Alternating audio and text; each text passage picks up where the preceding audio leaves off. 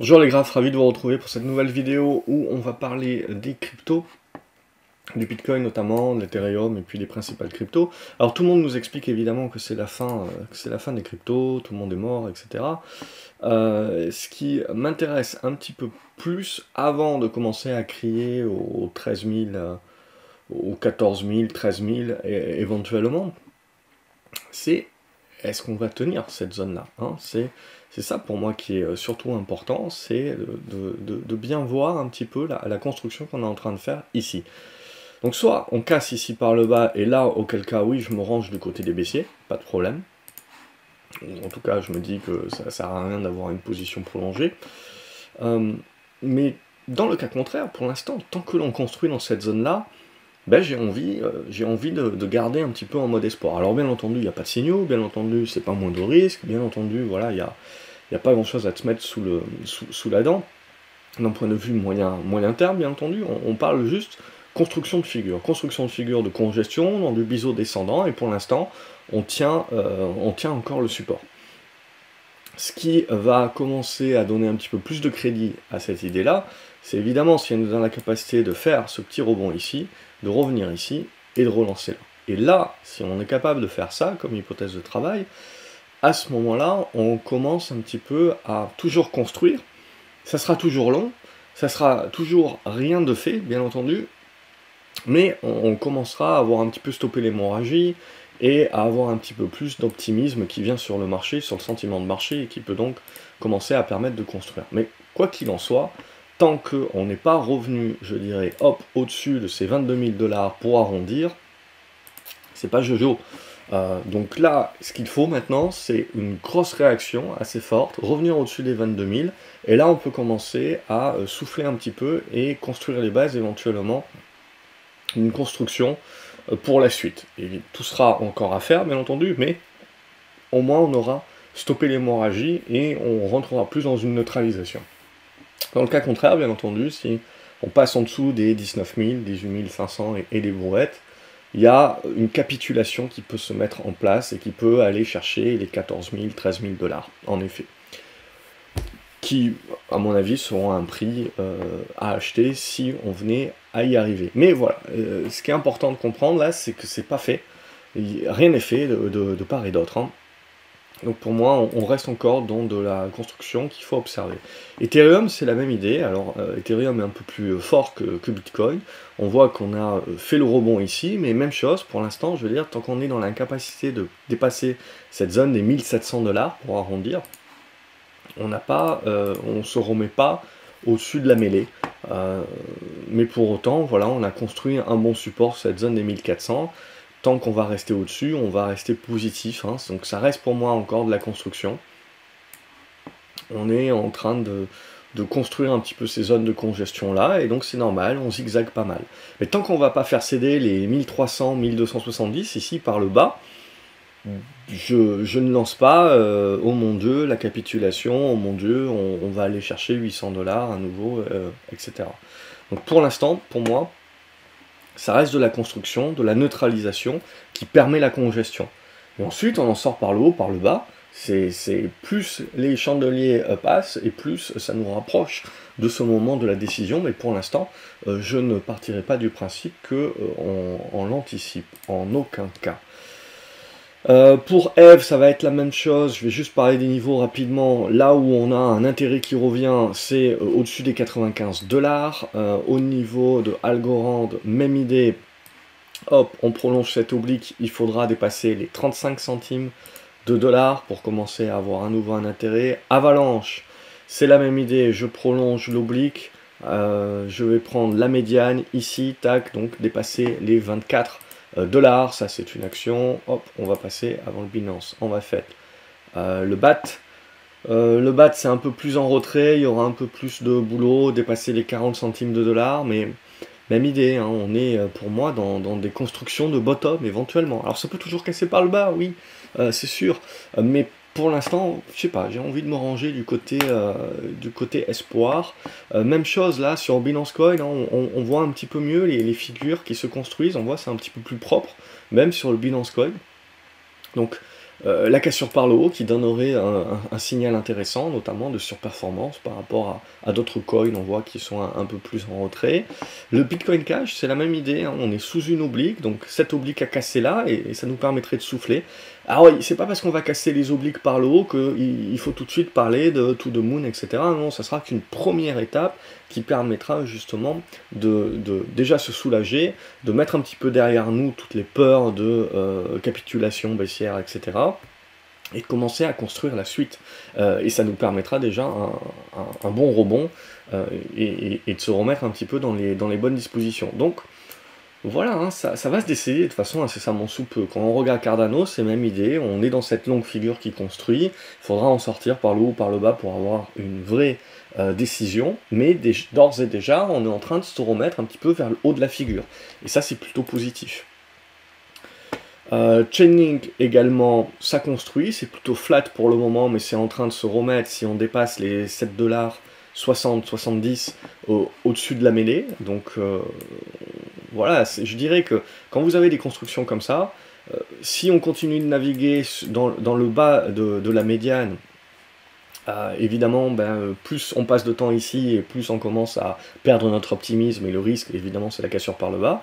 Mais si on arrive assez rapidement là à lancer un petit rebond et à, dans le pullback, rester au-dessus de la médiane, c'est là où l'optimisme commence petit à petit à gagner pour éventuellement jouer un retournement plus fort. Atom, même idée, on est sur la résistance, il faudra passer pour essayer de pousser vers la zone des 16$. Vous avez le curve CRV, donc vous m'avez proposé je crois la semaine dernière, donc merci, je l'ai intégré du coup. Ça va être la même idée ici, c'est la cassure là de ces 1,30$ à peu près, avec pullback qui serait le scénario idéal, positif évidemment. Le digital cash, ça va être la même idée, vous voyez, longue figure de consolidation, ça cassera par le haut ou par le bas, pour l'instant on ne peut pas encore se prononcer, mais ce qui va nous intéresser là, ces prochaines séances, c'est est-ce qu'on est dans la capacité au moins de revenir au-dessus de la médiane, et donc après de rester au-dessus de cette médiane, et après de jouer éventuellement la cassure par le haut. Le Dogecoin, ça reste plutôt pauvre à ce stade-là, vous voyez la médiane, on va la mettre à 7 centimes de dollars à ce stade, mais je dirais qu'elle fait partie un petit peu de celles qui sont un peu plus en retrait.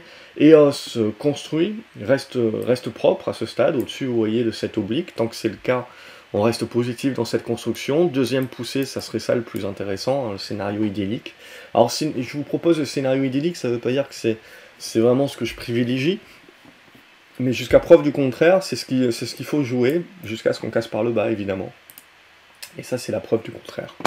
Au niveau de Elrond, on est en train d'épouser l'oblique, on n'est pas loin de la casser, ce qui nous permettrait d'avoir un rebond vers la zone des 58$, et auquel cas ensuite il faudra réussir à dépasser cette zone-là, et de s'y maintenir, ça sera votre nouvelle médiane.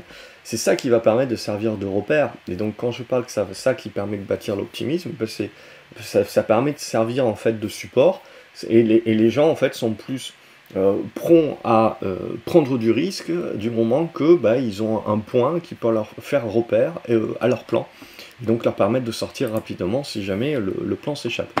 Hein, ne faites pas dire ce que je n'ai pas dit, on peut tout à fait casser par le haut, etc. ici, relancer, ou tout simplement retraverser tout ça comme dans du beurre, et là ça sera votre signe de faiblesse, et il faudra passer à autre chose. Mais l'avantage, c'est que du fait qu'on a maintenant des repères, ça permet à tout un tas de traders qui n'auraient pas pris le trade de le prendre, parce qu'ils sont capables de dimensionner leur position, ils sont capables de calculer leurs risques, et donc ils sont capables de positionner leur stop loss et d'être plus ou moins clairs sur leur plan, et donc c'est ce qui leur permet d'avoir une confiance un petit peu plus forte, et donc de prendre le trade. Auquel cas ils prennent pas le trade, et c'est ça où on est en manque de contrepartie, et c'est ça qui crée un petit peu le déficit. C'est toujours le cercle vicieux, ou le cercle vertueux en fait, de l'amoncellement de flux, ou des retraits de flux. Ethereum classique aussi, je trouve ça très propre. Donc d'une manière générale, hein, Ethereum et Ethereum classique, ça reste, et Binance dans un second temps, ça reste quand même les coins qui sont pour l'instant les plus propres, les plus puissants. Après le reste, c'est essentiellement des rebonds. Horizon également qui peut pousser un rebond. Il faudra dépasser, vous voyez, la zone des 18$ ensuite pour la médiane. Au niveau de IoT, ça sera la zone des 31 centimes de dollars. Au niveau de Litecoin, on est déjà repassé au-dessus de la ligne de flottaison, là, hop, on ajuste un petit peu les obliques pour faire les figures, pour faire ressortir les figures, et c'est ces figures-là, il faut sortir par le haut ou par le bas. On sort par le haut, on peut aller chercher un objectif aux alentours des 76-79, ça serait positif. Et évidemment, on ne soumet pas le fait que ça peut casser par le bas. Et je veux dire, même si ça casse par le haut, ce qu'il faut se dire, c'est que c'est pas fini, hein. Ça sera une première étape, oui, ça sera plutôt pas mal, mais après il y aura une étape de construction, et on peut toujours refinir par casser par le bas plus tard, hein. Donc ça sera qu'une première étape, et c'est pour ça qu'il ne faut pas brûler certaines étapes, justement, à ce stade-là, juste parce qu'on va commencer à casser par le haut, on va se mettre dans des rebonds au-dessus des médianes, mais ça ne veut pas dire que ça y est, c'est reparti YOLO, hein. Ça sera une première étape pour moi positive dans la construction. Le Monero, même chose, une espèce de triangle ascendant, on peut revenir chercher la résistance et puis peut-être consolider au-dessus, mais donc il faudra casser par le haut pour lancer les hostilités. Au niveau de NEM, je trouve, c'est comme le reste, en gros, pas grand intérêt, mais ça peut revenir au-dessus des 485, là, et à ce moment-là, revenir au-dessus de la médiane. Même chose sur Neo, pour l'instant, elle n'y arrive pas, ça reste en retrait, 10,30$ à dépasser, pour que ça revienne un petit peu au-dessus de la médiane. Au niveau de Nano, ça va être la même idée, dépasser les 1$, je dirais. Au niveau de OmiseGo, même chose, hop, on va le mettre ici, les 2$ à dépasser. Au niveau du Polkadot, même idée, là on est en train de revenir sur la médiane, dépasser, allez je vais arrondir à 8$, et ensuite, hop, on tire l'oblique, ça nous permettra de venir chercher les 9$ pour arrondir, et après il faudra rester au-dessus de la médiane. Au niveau de Polygon, on a une construction polygonmatique, je ne sais jamais comment on dit, mais peu importe.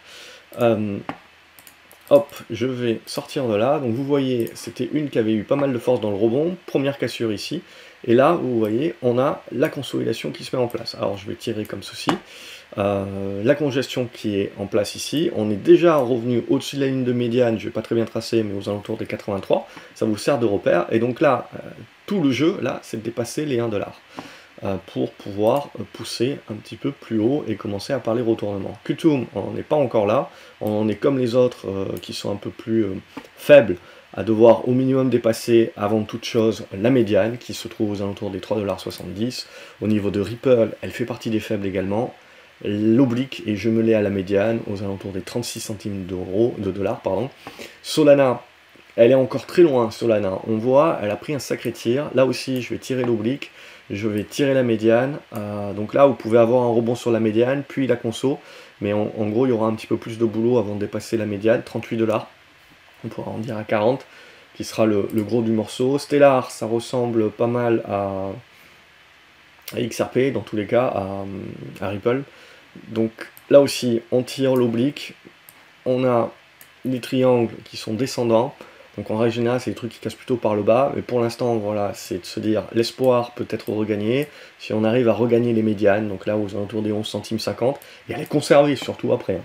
On peut les regagner, faire un rebond, les recasser par le bas, casser les supports par le bas, et vous repartez pour la tendance baissière, capitulation, et ça aura été juste un rebond technique dans une tendance baissière, hein. C'était juste limite une porte de sortie, à la limite, comme ça qu'il fallait le comprendre. C'est pour ça que là, ça va être vraiment à observer, mais il ne faut pas faire de conclusion hâtive. Tezos, même idée, la médiane sur les 1,70$, au niveau de graphe, même idée, je tire l'oblique, je tire la médiane, donc aux alentours des 11,50, ce sera le niveau à franchir déjà pour se remettre un petit peu plus en confiance.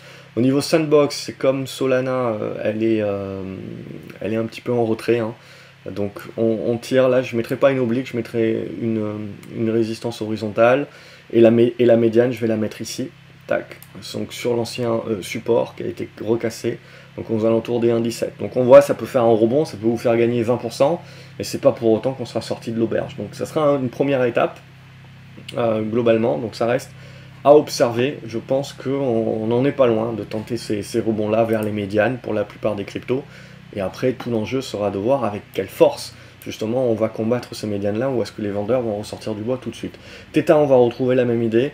La médiane, je la placerai sur les 1,30 $. Je l'ai mise un petit peu plus haut ici, mais on peut la rabaisser sur 1,30 $. Au niveau de Torchain, de l'oblique éventuellement, et qu'on jumelle à la médiane que je mettrai ici et ici, en zone 2,30 $, 2,40 $, en gros.